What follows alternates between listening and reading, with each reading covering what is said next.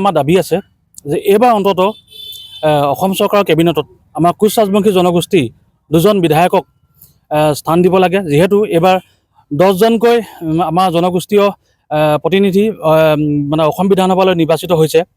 বৃহত্তৰ মানে জাতিটোৰ স্বাৰ্থত যাতে এইবাৰ অন্তত 2জন মানে বিধায়কে স্থান পাবই লাগে। আজি চাওক, ক'বলৈ গ'লে অকল নামনি অসমেই নহয়, উজনি, মধ্য, উত্তৰ অসমত বসবাস কৰা কোচ ৰাজবংশী লোকসকলৰ যথেষ্টখিনি সমস্যা আছে।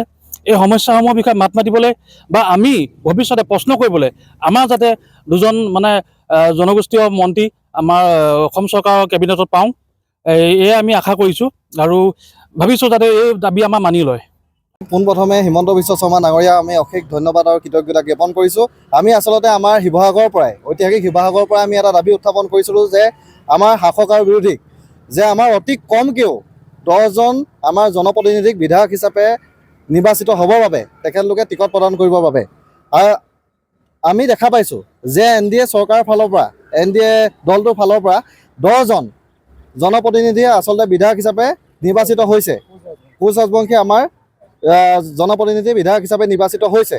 সেইবাবে আমাৰ এই বৃহৎ জনগোষ্ঠীটো প্ৰত্যেকবাৰে মানে আপোনাৰ পিছ পৰি আহিছে, কিয়নো আপোনাৰ দেখা পাইছে 1জন বা 2জনহে আমাৰ বিধায়ক নিৰ্বাচিত হয়। এইবাৰ আমাৰ সুখৰ বিষয় যে 10জন জনপ্ৰতিনিধি বিধায়ক হিচাপে নিৰ্বাচিত হৈছে। আমি এই 10জন উঠি অহা প্ৰজন্মৰ জনপ্ৰতিনিধিৰ পৰা 2জন আমাৰ মন্ত্ৰী প্ৰদান কৰিবৰ বাবে দাবী উত্থাপন কৰিছোঁ। কিয়নো আপোনালোকে গম পায় আমাৰ দীৰ্ঘদিনীয়া দাবী হৈছে জনজাতিকৰণ। জনজাতিকৰণটো আমাৰ এই দাবীটো উত্থাপন কৰিবৰ বাবে, বিধানসভাত উত্থাপন কৰিবৰ বাবে আমাৰ 2জনকৈ মন্ত্ৰীত্বৰ প্ৰয়োজন। আমাৰ নিজৰ মনৰ কথাবিলাক ক'বলৈ 2জনকৈ আমাৰ স্বগোষ্ঠীয় আমাৰ মন্ত্ৰীৰ প্ৰয়োজন। সেইবাবে আমি হিমন্ত বিশ্ব শৰ্মা মানে ডাঙৰীয়াক আমি আহ্বান জনাইছোঁ যে এই বিধানসভাত এই চৰকাৰখন গঠন কৰা প্ৰাকখনত যে আমাৰ এই মানে বিজেপি চৰকাৰখনক আমাৰ 2জনকৈ মন্ত্ৰীত্ব প্ৰদান কৰিব লাগে। তেতিয়াহে আমাৰ নিজৰ জনগোষ্ঠীটো আগবাঢ়িব। আমি তেখেতক এই ঐতিহাসিক শিৱসাগৰৰ পৰাই আমি দাবী উত্থাপন কৰিছোঁ।